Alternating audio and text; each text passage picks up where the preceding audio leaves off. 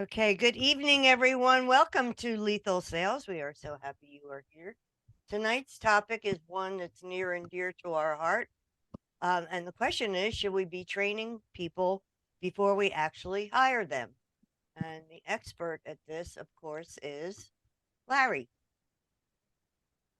But I'm going to jump in before Larry because I want to just transition it in a question for everyone to answer along the way, and I'm sure Larry has the same thing as well. The Looking at the turnover costs of people in a dealership are absolutely massive, and actually that is a very big concern to dealerships as margin compressions and everything is going to happen in the next 18 months. So we have to hire people in the proper way. And what better way to do it in than is to have people trained on what the car business is about before they enter it. And that's why I celebrate the way my partner on the show, Larry Feldman, does it. And I think it is absolutely incredible on the results that he gets from it. So I'm going to give it to you, Larry. Oh, well, thank you, Peter. My program is pretty simple. Some of you are aware of people that have done it before me and are currently doing it. I interview people for a couple of days, and if I see ambition and energy, I invite them to a 2-day training class, at which point I get them interviewed and try to get them hired. And I often get asked, well, wait a minute, I'm getting trained, but I don't have the job yet. And my explanation is pretty simple. First, the training is great because it'll weed out whether you really want to do this. And if you really do want to do this, it'll show you the good, bad, and the ugly. But the other thing is they hit the ground running, because I think everybody feels the same. If you're in something new and you're not sure what to do, how to react, which direction to go, it can be a little self-defeating. And I think preparing them to hit the ground running makes sense. And on top of that, and this is just my personal opinion, I think a lot of our education systems are skewed backwards and make no sense. Like, we've got a lot of really smart people on the show. Explain to me why they teach you algebra, but not how to balance your checkbook.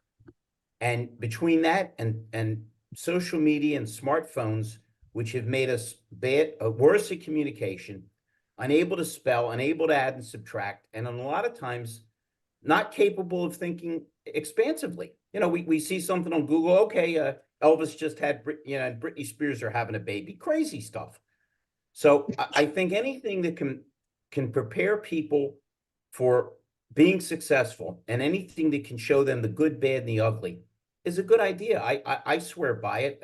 Thank goodness for the last 12 years, I've gotten people hired all over the country. A lot of them are managers. A lot of them are successful. And I think it comes by laying a good, solid foundation and just, keeping things together. We got Doug Reeves on the show, and Doug is a very big believer. We've debated vigorously and in a good way about frictionless and like having, a one person handles all parts of the deal. And part of what I teach isn't quite that, Doug, but it's to make the salesperson more efficient. Because as you're all aware, the number one complaint at dealerships isn't that we robbed them or it's that how long it took. And the more competent they are and the more they understand from the beginning to gather the right information, to value their time as well as the consumers, I just think it makes all the sense in the world. That's just me. I would agree wholeheartedly. I think it also gives you the advantage of starting to, depending on who's doing it, starting to plant the store's culture into the person's mind before they even hit the floor. So they kind of get an idea of what the company's all about. I'll compliment you, Larry. I talked to Jean Reidelbach today, and she had nothing but good things to say about you and your training that you did for Scott. So no, I agree. I think it's a good test to determine acumen and desire and just, whether or not they're going to be a fit. I mean, especially now, we can't just give people jobs. We have to offer them a career. Ready? And this is a good way of starting that career path. Do you want to help me over the thing so we don't have to walk all the way around, or How do you do it though? just have to go It's like a dirt path right there. On, I don't want to flip over. Rhonda, can you mute Robby, please? Hey, Doug. Yeah, And one of the interesting things, I'm sure you're aware I'm a little mentally unstable. a little. Well, it's all gradation. Okay. They say everything is relative, and if you knew my relatives, you'd understand me a little bit better. Mhm. Long story short, I trained for about 3 hours, 3.5 hours without a break. I mean, if you need to go to the bathroom, you go, not a problem. And I love to turn to people and say, how long did that feel like? And they look at me and go, man, it felt like 10 minutes. So I said, do you understand that if you make it fun and if you involve the people, time doesn't really matter. So the biggest complaint can essentially be rendered null and void if we listen to the customer, if we engage the customer, if we make the customer feel like I'm here to help you buy rather than jam something down your throat that I want to sell. Yeah, that's true. And I think also if not only that, but if you still have an efficient process to back it up, it even makes it even more impactful. Listen, everybody on this call is or should be in agreement that onboarding is vital, because if we don't bring the people in the right way and indoctrinate them the right way and make them feel comfortable with the processes and the people, it's all for naught. I think we'll all agree it's very easy to get disillusioned today in any field, particularly ours, because there's so many variables and so many different things that come in. Yep, it sounds like we're all on the same page. Who else would like to jump in and comment? We'd certainly love to hear everybody's views. Brian, I know Yeah, you're I mean, we're huge proponents. And I mean, not to do a shameless plug on what our technologies and our platform is, but we actually, all the dealers that are on our platform that use our role play training that's built into our platform, we actually encourage them to put any of their new hires in their interview process through the first 2 or 3 modules, where they have to actually go through a couple of modules, actually do a role play where they record themselves. And it allows them, to see how comfortable, how confident they are. Number one, are they willing to do it? And to see if they're able to take coaching and feedback, through video. Because, quite honestly, especially with our platform, I mean, right now, I think we'd all agree that everything in this industry is going digital and going video. And so a person's ability to be able to record themselves, be on video, do that type of stuff, I mean, it's critically important. And I think, to Larry, to your point, it saves everybody a lot of time. If this individual gets on here and starts going through a role play and they're like, man, I don't know if I can do this. I don't know if I want to do this. This is not really for me.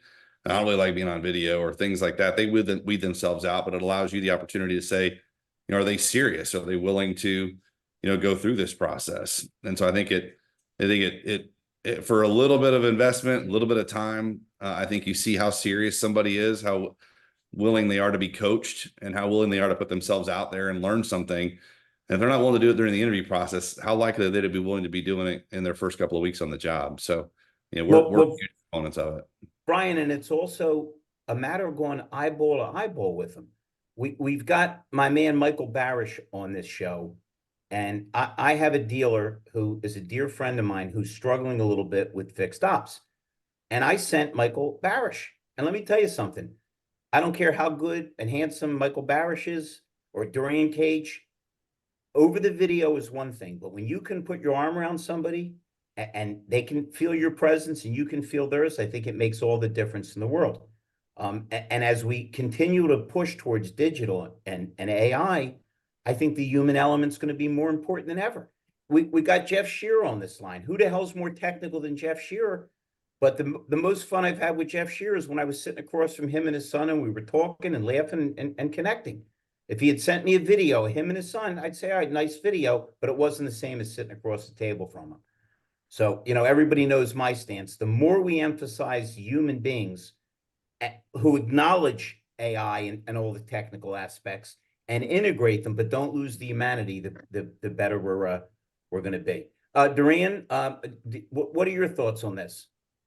Could you clarify what the whole question was as I listened to my cat go nuts here? Because I heard you talk about the importance of training, but I missed the premise is when I do my hiring process, Mm-hmm. I interview people for 2 days and then I train them before they're hired.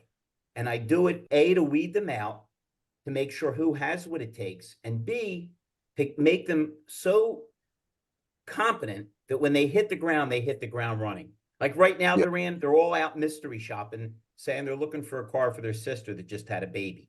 So they can see how many salespeople go, well, why ain't she here? What's her credit like? Tell her to look online. So we're just discussing the premise of training them before they hit the ground, rather than they join the team and then they try to get acclimated. 100%. That's what I thought that's what we were talking about. Cause I was Yeah. listening to Brian when he was just going, he was talking about role play. And I think you mentioned, Brian, did you talk about video as well? Yep. By the way, Yeah. for anybody that doesn't know, Durran and I and John Ellis are involved in BEV, and John is not with Durran tonight because he electrocuted himself. And Duran's last words to him was, "You should have used some batteries, sucker." You said Yes. it, Durran, not me. Should have went with the hybrid, John. But no, but yes, it's so important because, you know, for me, what I do, and similar to you, Larry, but I'm not in that in terms of training before, but what I do coach them on, that what Brian was mentioning, is make sure that whatever your philosophy and your culture is and the experience that you expect, have them go through that experience beforehand and make sure that they're okay. Yep. So for me, we all know that video is such an important part, because Brian just talked about that too. But if you're not going to tell the team members about video and actually have them send you a video before they even join, you've already almost lost at that point. And that's where my program, you know, when I talk to a dealership and I get them to buy into the system, that is the hardest part of everything, is because people were hired to do one thing, and then you bring in somebody like myself or any of us on this call, and they're like, wait a second, that's not what I signed up for. When I Yeah, got but this Durran, job how years ago, great is it if you picked up your iPhone in front of Mhm. somebody and said, "Watch how simple it is to do a video. Hey, it's Durran Cage. Look at this beautiful vehicle behind me. We're attached to it, but we'll sell it to Yes. you. Get your butt in here." Then they see it's not hard, because a lot of the things that intimidate us are things we're not aware of. We all have a fear of the unknown. Once we're comfortable with something, once it becomes familiar, a lot of the fear factor goes away. Don't you agree, Durran? 100%. It's not, and most people, for the most part, they do some form of video. Like, if you're not in a video that people record because you're all about yourself, you know, you look so handsome and stunning like a Larry or a Peter, right? If you're not that, most people, what else do they do with their phone? They record other people. They take pictures of other people. You grab their phone, you'll see pictures of their kids, videos of their family. So why would we not video a product and share with people? Because the number one thing that most people are looking for out of the buying experience is confirmation of that car via a test drive, or they're watching it on video. Everything else is all that digital retailing, the price, and those are the parts that they're not really too crazy about. But experiencing the video and experiencing the vehicle and getting a great test drive or a great virtual drive is where it's all about. So yes, I'm all in on setting it up front, have that employee go through it with you, but also the only thing I'll add before I turn it over to the next person is letting them know that it's okay if you're not that great at it. You know, to know that you've got a Larry, to know that you've got a Brian, to know that you've got a support team that's going to help you become the best version of yourself. We just want to make sure that you're comfortable with it, and we want to see that your energy and your enthusiasm is there, because I know, Larry, you see this a lot, but to me, it's that energy and enthusiasm that's missing so much in our industry, like the excitement to help somebody. And so that's the thing that I would be looking for when I'm interviewing people. It's like, are they even energetic, and do they really want to do this? So, but great Do they have an discussion. I love attitude of this. gratitude, and are they excited? Because if you're not Yes. passionate about what you're doing, where you're going. I had this guy, Durran, great guy, dressed to the nines, and he was nervous as hell. So I put my arm around him and I said, "Listen, if it makes you feel any better, in 100 years, we'll all be dead and none of this will matter." So I'm not sure it cheered him up, That's but I think I right. got my point across. Yes. Michael Larkin and Durran, thank you so much. I mean, it's always good to see you. Michael, Always. you're pretty darn technical yourself. What thoughts do you have, my buddy? I just saw Jeff Scherer, and you got to come off mute, my friend. I'm giving it over to you, Jeff. You're just as savvy as the technical one, and I'll follow up on whatever Jeff says. All right, But- and then once we're going to jump over your box, Kelly, but as soon as we're done with Jeff, we want to hear from you and the bird. Hold Last on, show, hold- I think the bird made more sense than I did. Just 1 second, Larry. Yes, Do sir. we all know that Tony's on a time limit, so Let him if we go. can Come on, let's hear from it, yield- Tony. yield Yeah, to Tony. Tony's got to come off mute too. It's the red button, Tony. You got to press it. Maybe he's out of electric.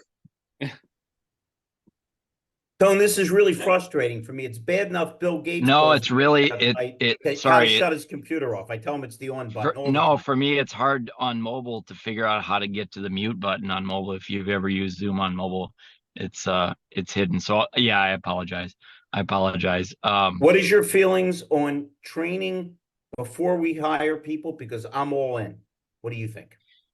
I don't have any feelings on it, but the fact is that most people are afraid of sales. And if they've not been in sales before, there's a lot of misconceptions and a lot of fears around being in sales.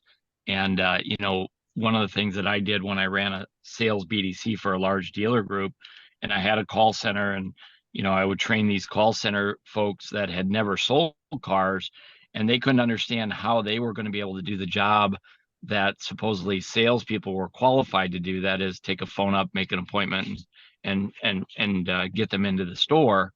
They were fearful of that. They had no idea why I would hire somebody who's never done anything like that to do that job. And so when I interviewed them, I said, "You're going to be here for about an hour. We're going to take a ride." And I said, "Don't be afraid. It'll be 2 or 3 of us in the car." But we'd go over to a dealership, and I'd park across the street, and I would call the dealership as a mystery shop phone call with these green pea BDC agents in the car. And the sales would answer the phone. I'd say, "Hey, I'm on your website. I saw you have this car. Can you tell me if you still have it?"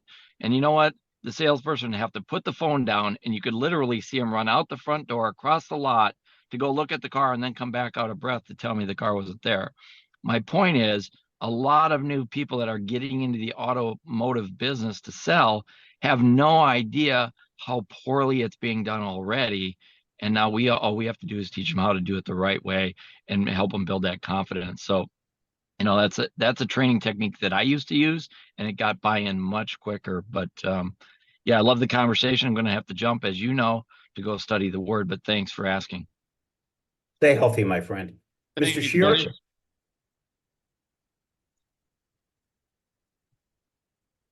It's the red You button, can't. Jeff. No, he's off mute. I don't know what the hell's going on with him. Oh, He's got nothing to say. sign language. Yeah, that's all right. Before we got Robby on. Robby, do you have some opinions on this? And then we'll jump to my good and great friend, Kelly Wilson. Guys, can you hear me? Yes. Perfect. Okay. Well, I'm out in California. If this gives me a really new client. And I think onboarding Larry, we've talked once. We got introduced by Brooke. And the thing is, like, we discount, the training, and we expect people to step right into it, no matter if they've transitioned from another dealer group. They have experience. I have a group back in Denver, and they were like, "Well, this advisor, boy, we'd hire him again if we read his interview and if we read his resume and re-interviewed him, but he doesn't know what he's doing." And I said, "Okay, well, how long was he training for?" "Well, he's done this before." I said, "Well, I get it, but look, you set him up for failure day one. He didn't shadow anybody. Well, he's worked on CDK. He's worked on X time. That's great. All of us have the basics, right? And you can put us in a dealership, and we can kind of figure out how to do it. But where are the keys stored? How does it get on the wash log? How's the process? How's intake when the guest arrives?" So it's kind of disheartening, being in this 35 years, whatever I've been in it, and to listen to that, and then to see the guy just failing and you can feel his stress. Just look at him, and it's pretty sad. But I agree with you guys 100%. I think the training is gigantic, and if they're excited, even if they're nervous during the training, it tells me that they care and they have heart, and they're going to care how they express themselves to everybody. Hey, Robby, before you go and we jump to Kelly, my girl Rhonda, who's the world's best marketer, wants to know your last name so she can notate you because we appreciate your contribution so much. It didn't come up on my Zoom. We got to redo that.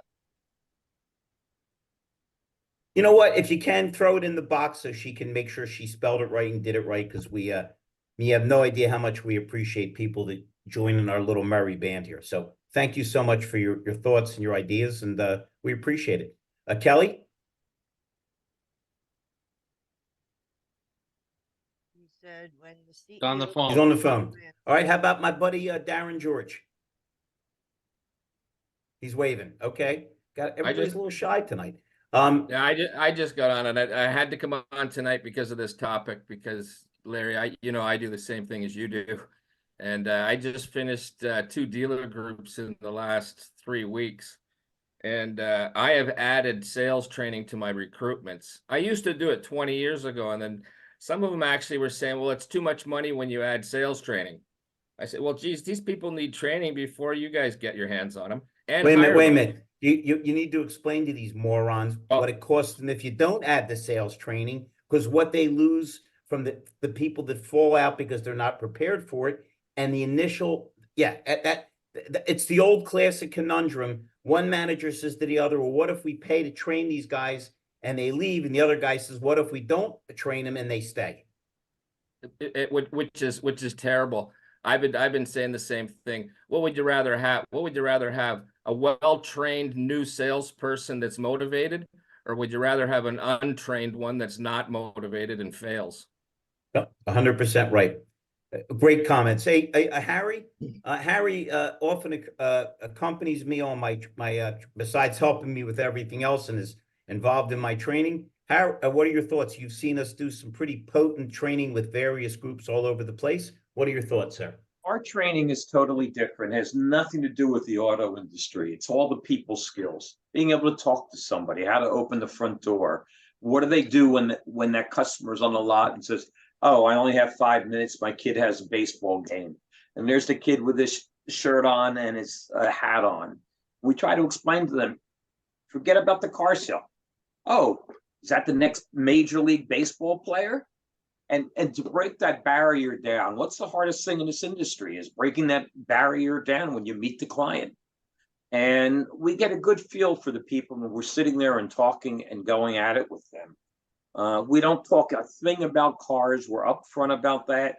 That's the dealership's deal. And that's the manufacturer's deal, to talk about the actual cars. Our deal is to help you as a person. And you could take our training and take it to any industry. You could take it to real estate. You could take it to retail sales. It's no different. And Larry's the first person that I've been involved with, and I spent 40 years in the industry and saw all the supposed great trainers that have an outline in a book and then just try to sell you book after book after book.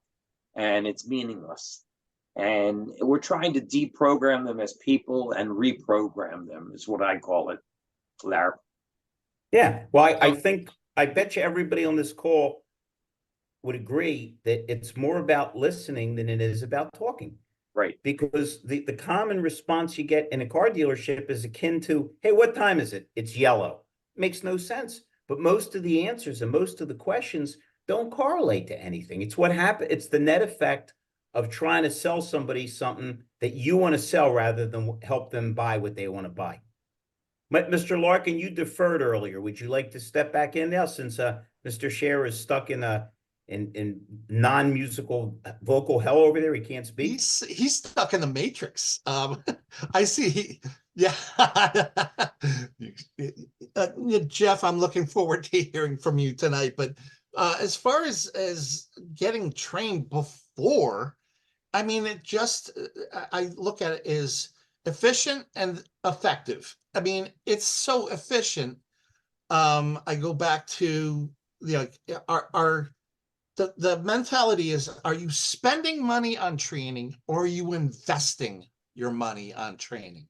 And with those who are spending money on training, it's the wrong premise. I especially love what you do, Larry, is you make it efficient but effective for the person looking for that job, even if they don't succeed with their first attempt at a job in the car business. You're placing them in a position where they go to any car dealer and they can choose who they want to work with based on the response that they're getting from the culture of the people that work there. They can go shopping for a car and get the vibe, get the culture of the people that work there, and decide for themselves, is this the place that I want to build a career? Or, nah, I can get a job anywhere after a training like Larry's. So kudos to you, Larry. You're changing lives, changing the industry in a very positive way. And I hope you're able to scale. I'm for scaling your business. And I'm dropping my mic. Your turn, Well, Jeff. can I throw, before I throw to Jeff, can I throw an interesting concept in? Yeah. My buddy Durran is a big culture guy. Everybody likes him. His stuff is very inclusive. But I'm going to throw a weird curve, and I think Durran will agree with me. I try to build a culture of one within the general culture. And my reasoning is, and this is going to sound a little strange, I've been in dealerships where management is a little sideways, and they say one thing and do another. And what I try to teach people is to be independent, because I did fabulous at my dealership and I had some of the weirdest managers of all time. If we fall into the excuse-a-thon, well, it's this, it's that. You can go into any dealership. I don't care if it was Suzuki or Mercedes, and one guy's making 150,000 and the guy next to him says, I can't make a dime, this place sucks. So my whole thing is to try to make people understand that they're alive. One day they'll be dead. The clock is ticking. And if you go into your dealership with a plan the night before, with a big smile on your face, if you see every car that pulls up and you go, I'm selling these guys a car, how are you going to lose? Durran, I had 17 people in class today, and I had some really cool people. And I said, do you know what car people talk about all day? And they said, no, what? I said, it ain't sex. It ain't sports. It's that there's no business. And as they say it, a car pulls up and three guys say, hey, he's probably not a buyer. Let's send the rookie out. But when we start looking at every one of these people, but I'm stealing a line from my own book, they're not annoyances, they're annuities. And when we start looking at people as opportunities, it changes. Durran's cool. He's got 900 kids. Wife loves him. Okay. But he still occasionally has a rotten day. And he goes home and his lovely wife says, what's the matter, Durran? And he says, nothing. Same way I do, same way Mike Larkin does. But she knows there's something wrong. There's no neon sign over your head. It's all over your face.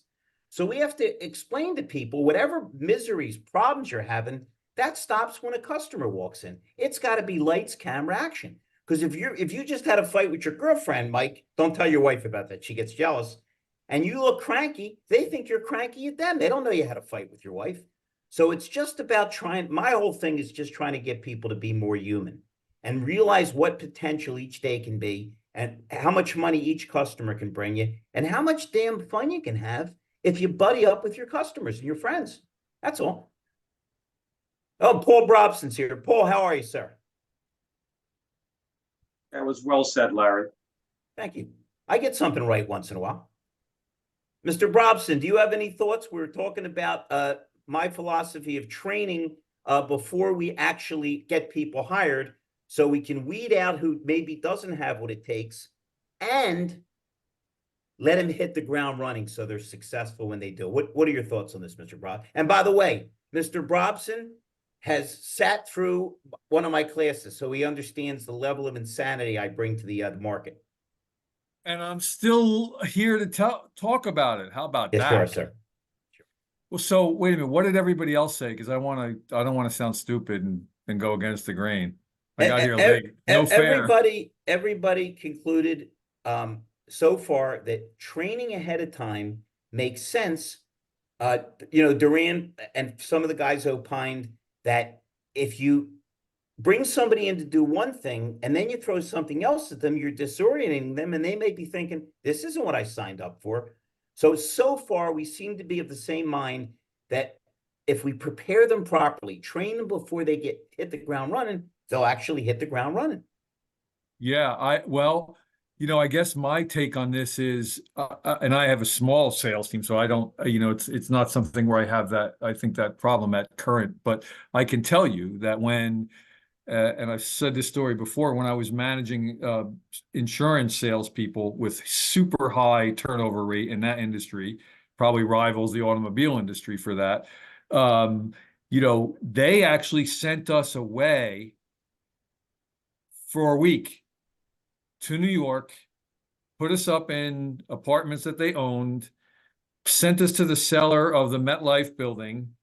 And we had to get there before light came out. We were like vampires and we didn't get out until 8 o'clock at night. All our meals were there. It was literally like boot camp. And we went there and we were trained on what to do.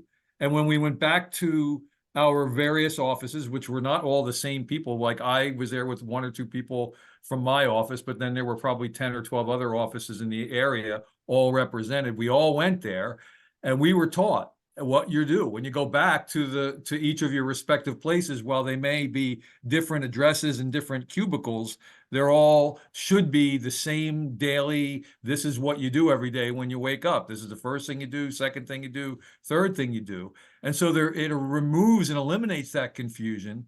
And the other thing is that, you were reinforced, but the point was you had 13 weeks to do the number.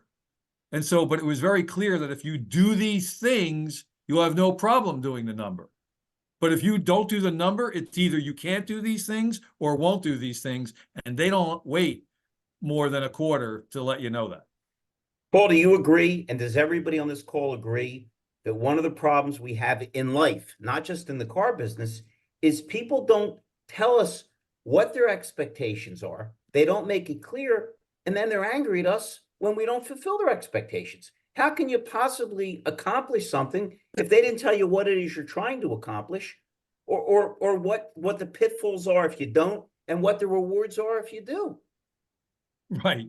Well, that's unfortunate. And I think maybe the challenge here, we always talk about every store is different. And then we say, well, all our stores are kind of sort of the same. Like, make up your mind. Either they're different or the same. I think fundamentally, though, here's the thing that I struggle with, Larry. There are fundamental things that you teach in your class that I think, for example, if the people walk out of there and they're like shaking their head, or they either don't get it or don't want it, you should know right away they're not it. But if they're there like, yeah, leaning in like they were when I was there, people didn't move for 3 hours. Even if they had to pee, they peed their pants or held it. I don't know. But the point is that, and I was the same one, and my prostate really can't hold it. But the point is that the basic things we forget about: how to, greet someone, how to look someone in the eye, how to just talk to someone friendly, like, hey, how you doing? Good. How are you doing? Oh, where are you from? Oh, yeah. Do you know this one, that one? Like the first time I met you. After 10 minutes, I felt like we knew each other our whole lives. That part's gone. We don't teach people that. I get it. One of the things I do is I make people stand up and say who they are, what they've been doing, why this business, and what do they hope to learn. And it's astonishing. It's going to make Durran laugh too. It's astonishing how many people say, I want to learn how to communicate better. I always ask them the same thing. Do you have a boyfriend, girlfriend? Yeah. You have brothers and sisters? I said, then you already know how to communicate.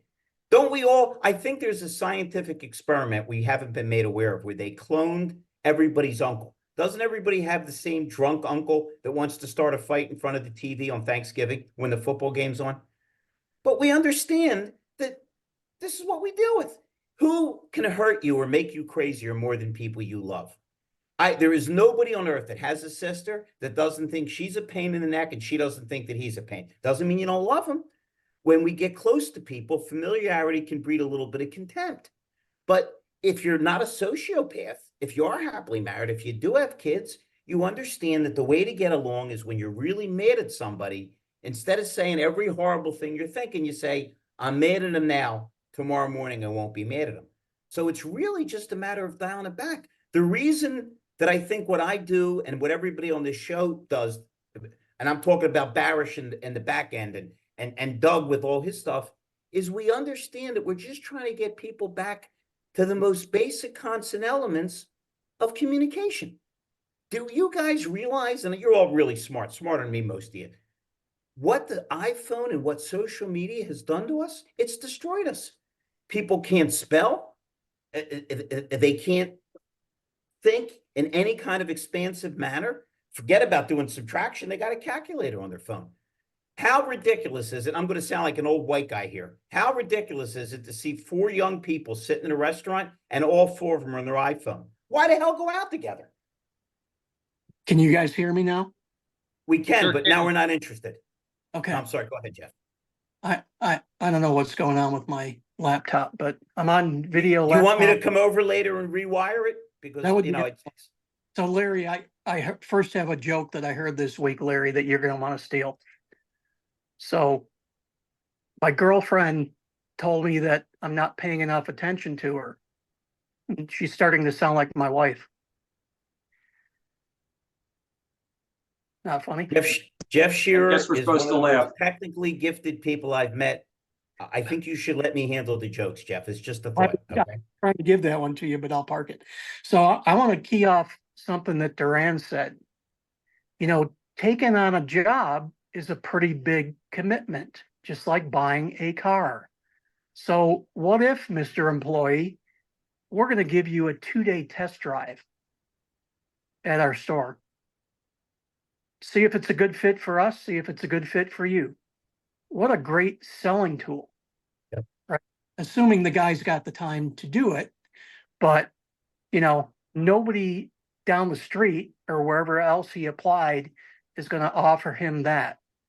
You know, we still have to do some selling to get the right employees on board. You know, when you go in and they tell you all about the company, who knows if it's true? You should if you studied the company, but you know, you kind of just take it at the guy's word. But what if you just say, you know what? I think you made the cut, Mike, but let's cement this and make sure it's a good fit for you and me. And we're going to take 2 days to do that. Hey, Jeff, I want to throw a comment in on your comment, and then I'd love to hear from Peter. We haven't heard too much from my buddy. Think about this too. Think about how we're all wired psychologically and how first impressions linger with us. I bet some of you can tell a story. You didn't like your wife, or your wife didn't like you at the beginning, and how funny it is now because you've been together a zillion years. Or a horrible situation you had that rectified itself, or something that was so. The point is, if the initial impression turns you off, if you feel uncomfortable where you're working, I think that's an awful hard thing to shake. Everybody agree? I mean, it focuses back on why it's so important to say, we're glad you're here. Here's why you're here. Here's what we expect of you. And here's what we're going to help you do. Mr. Barich, you've been awful silent tonight. You work a lot of magic in the back end of stores. Do you have some thoughts on this, Michael? You probably certainly would like to see people prepped a little bit before they get thrown in the fire, whether they're an advisor or tech, correct?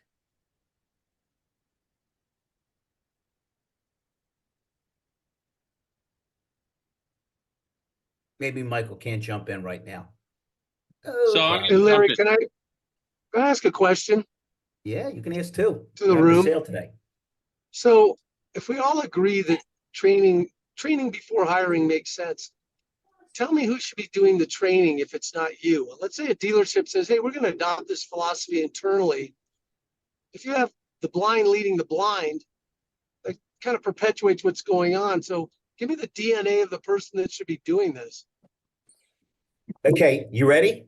I'm going to solve your problems. First of all, the right answer is the guy that you've been doing all the training is me. Okay, too many pretenders out there. You need a guy that can keep people's attention and make them laugh. Getting off my own ego ride. You know who you get to do it? The person that wants to do it. Because I think we'll all agree that, it's the reverse of Shakespeare, where some people are born great, some achieve greatness, and some have greatness thrust upon them. A lot of people get training thrust upon them, Doug, and they're not trainers. Listen, Doug, you put me in front of 1,000 people with a blank piece of paper, I'll talk for 4 hours. Put me with a wrench in my hand, you got a disaster. I'm the worst mechanic that ever lived. Everything I touch, I break. So if you said, Feldman, you're going to be the mechanic, we're done. Managers sometimes get forced into training. They don't like training.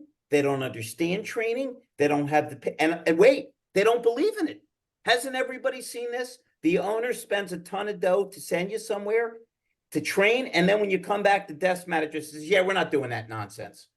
So if you're going to have somebody train, make it somebody that wants to train, that looks at it as, I can't wait to talk to these guys, rather than, oh crap, I have to talk to these guys again. Because this is such an important component. And if you're not passionate and funny and interesting, I think you turn people off. I think you make it worse for yourself, not better. Do you agree, Doug? It's got to be somebody that wants to do it. Yeah, no, I agree. I'm curious if there's any, we have some clients that have corporate trainers. How prevalent do you think that is for larger groups to have somebody that's dedicated to that position? Can I be candid? Because I love to get in trouble. I think one of the most dangerous things companies have are corporate trainers. I'm not saying they're not great human beings and wonderful people, but the problem is a lot of times when corporate is part of their title, they toe the line. They don't want to make any waves. They really don't want to make anybody great. They just don't want to get in any trouble, and they kind of toe the line. Where guys like me, guys like a lot of the people in this program, tend to break the egg to make the omelet. So most of the corporate trainers I've run into are nice guys, but they don't push the barrier and they don't think expansively. Do you agree, Peter? You've been in a million stores. Okay, so I got a lot of little tidbit notes to go over here. One of the things in relation to what you're just saying there in corporate training, I look at it the same thing as 20 groups. Yeah, you're going to get the basic understanding of best practices out of a 20 group, but are they going to work? Is something that works in Montana going to work in Miami? Not a chance. They're different cultures, different people, different everything involved. So the premise might be right, but the actuality is not going to work.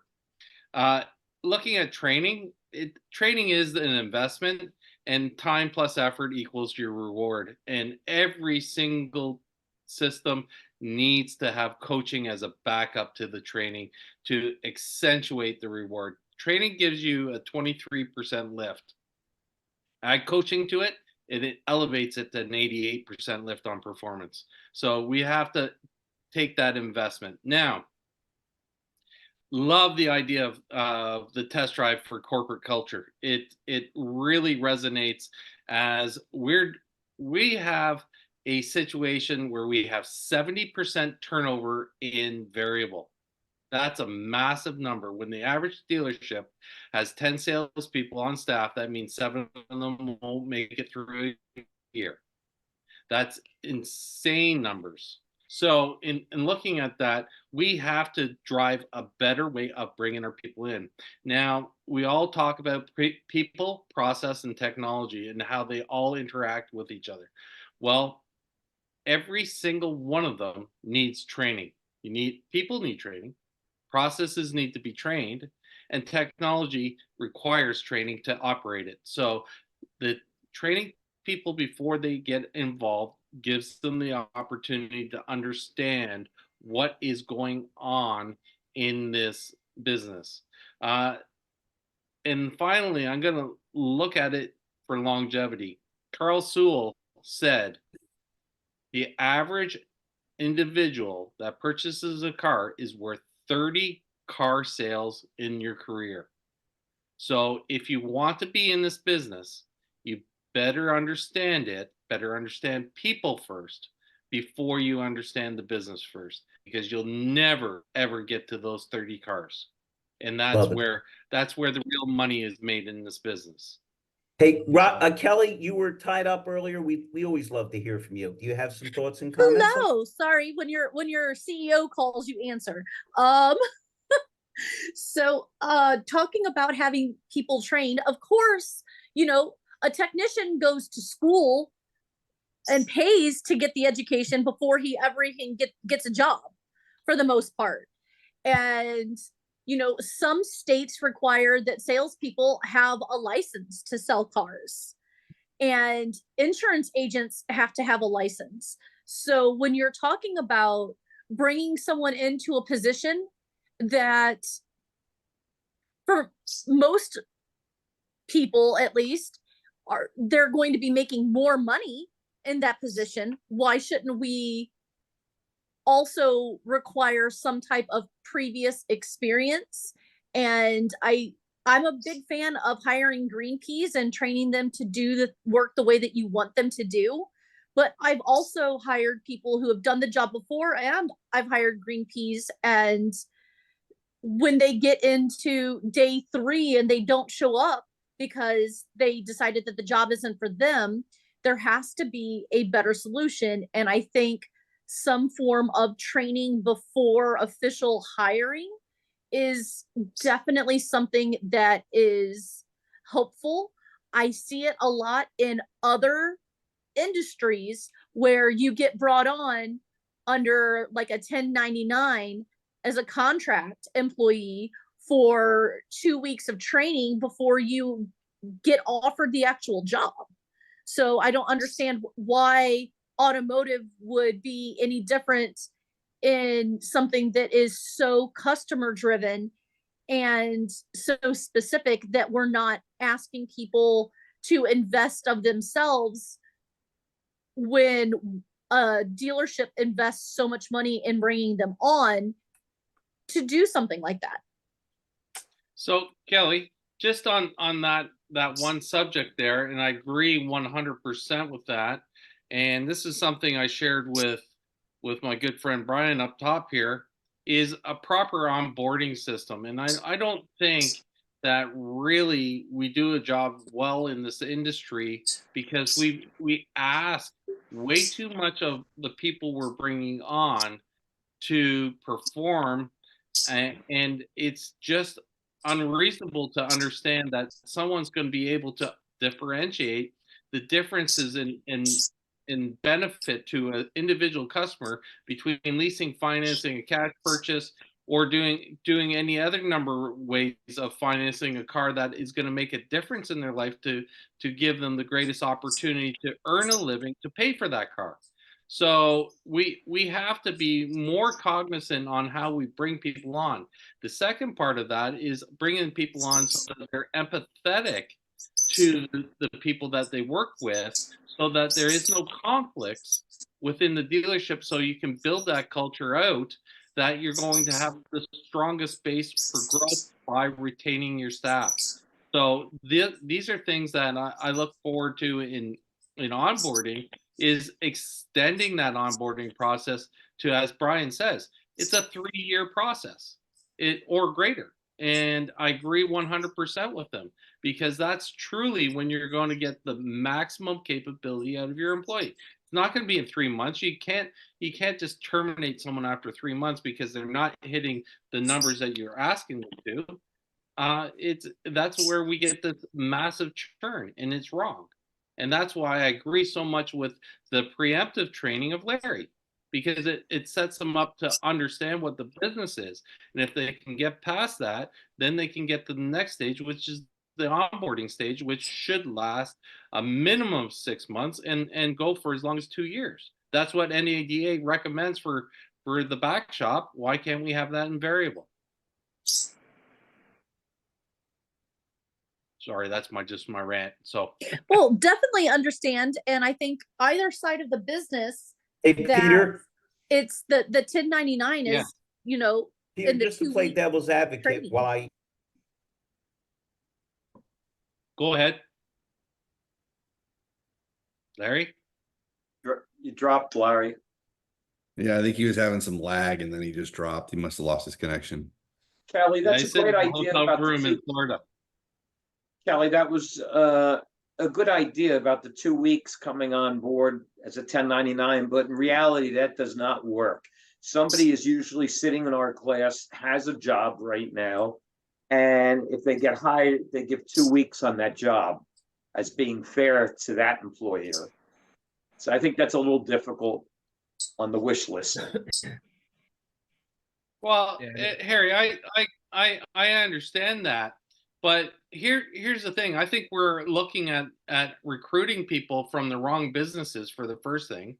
Secondly, I think that we're asking our team members to do too much in the initial onboarding stage of their business when we can't even give them business cards, password logins, or any type of secure training when they arrive, and we don't even tell them where to park. That's the biggest Very one of the true. biggest challenges. So That's true. so we're our biggest foe in this business. We create the problems, and then we blame the problems on the people we hire that they can't do the job.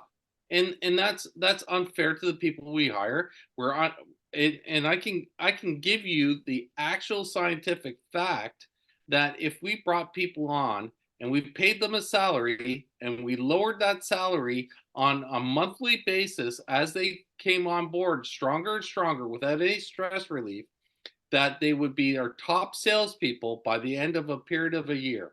And that would be the best way of onboarding them. And therefore they're coming in, and guess what? The cost of turnover for a salesperson is $119,000 US by NADA figures. So if you're looking at 70% turnover, you're $833,000 over a Out the period of door. a year in the average dealership. But it's not shown on the statement because there's no line for it. So let's start investing. Well, I can't say. I mean, at times we even see it. A lot of the statistics from SHRM, which is Society of Human Resource Management, they say that leading attributed cause as far as what new hires say the reason why they leave. So new hires less than a year, why they leave. 86% say it's lack of connection to culture, mission, and values of the organization. Right. I don't know hardly any, and a lot of dealers in this country have unbelievable stories, right, of their history, the legacy, what they're about, their philanthropic efforts, their community efforts, who their ownership was, even the OEM they're affiliated with. And most dealers don't do a really good job of really even articulating who we are as a dealer, what we care about, how we're involved in the local community, what we do in our local communities. They don't even do that. And so, even if more dealers did that, of really immersing their new hires in the first couple of weeks into the efforts that were involved in our local communities, the charities, the churches, the relief efforts, the different things they're a part of, and they knew they were a part of something bigger and part of something as a community, how much harder people would work and how much more they were a part of something. And even then, having a roadmap. What is the first, what are you going to be doing? What's the first, even if you just tell them, now granted, you still should have a structured onboarding plan, but a lot of times I don't even know what I'm doing tomorrow. Like, you haven't told me, who am I shadowing? Who am I working with? What training am I going to take? Am I doing a rotation? Am I going to go out and spend time with the technicians? Like, it's literally just this ad hoc, willy-nilly, like, just show up on day one and we'll just put you with whoever's here. We'll shadow you here. You can come stand in F&I over here. You can go stand at a service advisor desk. And so when you have all that ambiguity for somebody coming into something in a new organization, imagine how you would feel. Like, imagine how you feel even walking into a conference when you don't know anybody. And now you're walking into a job where you're trying to make a good first impression. And, I've met very, very, very few dealers that even do a great job of really even understanding who they are, what they do, why they do what they do, and being able to communicate that to a new hire. And that would go a long way, just even being able to do that. Better yet, Brian, is we go to conferences to learn and understand.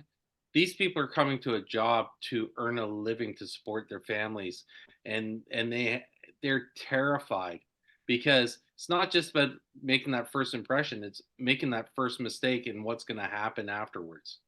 And that's the sad part of it all. We're not giving these people a chance. And I know that there's the old school eat what you kill, the hunting methods, and everything else about this industry that the industry was born on. And but what we have to understand that this industry is going to be overtaken, just like Blockbuster was overtaken by Netflix and all the streaming services and everything else. We're in a pivotal state of change in this industry, and it's how we are going to bring on these people, how we're going to act with these people, and how we're going to engage with these people. Is truly significant.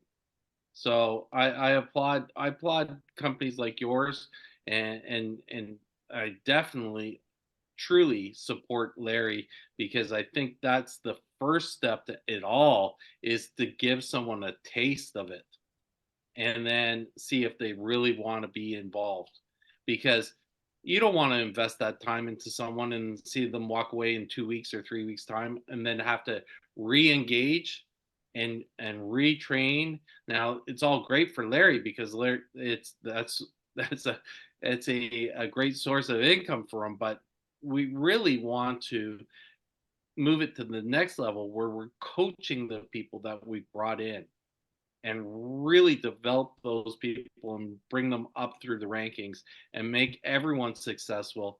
And that's what it's all there for.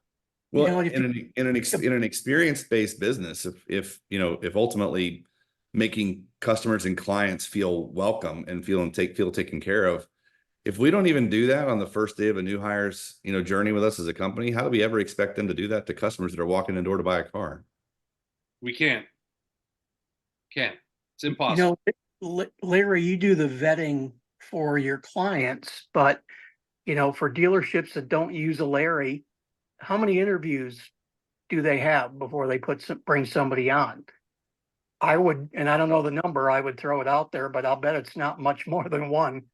Oh no, depending on the positioning, it can be 2 to 4, and Okay. it's ridiculous. My best hires, I never even hired. I just told them to show up.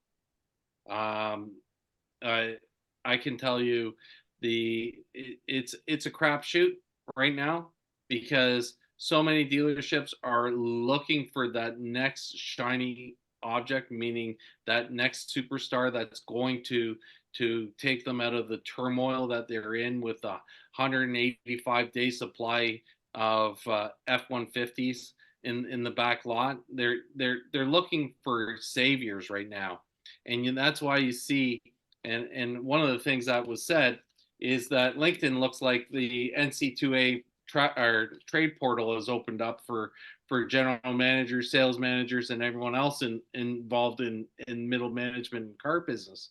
It's horrific out there. It truly is, and it has to. The madness has to stop, and we have to stop looking at it as an archaic Henry Ford 1906 business. We have to look at it as what is happening now. And I'll use this company as a springboard for this. But look at Tesla. Look at the digital retailing of Tesla. People can't say in this business digital retailing doesn't work. 4.5 million Teslas were bought 100% online. So we have to look at different avenues. We have to look at companies like Doug's, where it's an omni-channel situation where they're coming in from online right to a single person, because that's all you need to talk to. You don't have to talk to 8 people to buy a car. That's the most asinine thing I've ever heard of in my entire life. We need one person. We need one price, and we need to do it in 1 hour. It's all over every news channel, every newspaper, every trade magazine, that people don't want to spend time in dealerships because they get battered by people. The experience changes things when it's only one person. And this needs training. We need to have people involved in our operations that can understand and empathize with the customer. That's the plain and simple part of it. We bring a really are relationship. we really are the only retail business that acts this way. Yes. The 30 The only one. The 30-day churn is absolutely the dumbest thing I've ever seen in business. It really is. I just can't believe that we operate in it. Power sports, which is the next closest thing to automobiles, operates on an annual business. Why can't we? Because fear. Oh, if we don't do this, we're gonna have this. Well, power sports operates in the same way. So it's crazy, and we have. This is one of the reasons why I got back into it, and it's all about bringing back the relational sale, not the transactional sale. Transactional is gone. That is the most horrific thing that we had in this business. One of the reasons that now we need to go back. Who's unmiked? And anyways, going back to it, that's why I love Durran. Durran said to me about 4 months ago, I think it was, that in 1 year he did 3,800 videos. 3,800 videos. Do you think he got better at it? Do you think he was scared of the first one he did? So, having said that, I relinquished my mic because I'm going back on a rant. Well, that's good because it's kind of the end of the show. Any last words, anybody? Yeah, thank you all so much for participating. Appreciate you. We appreciate your input, and we thank you, and we hope to see you next week. And everybody stay healthy, and and we'll see you all tomorrow night. I expect all of you guys on the Women in Automotive Clubhouse room tomorrow night. So it will be an interesting conversation as we discuss recruiting more women to the business. Take care, everyone. Okay, thank you, everyone. Thank you. Good night. Thanks, Larry. Thanks, guys.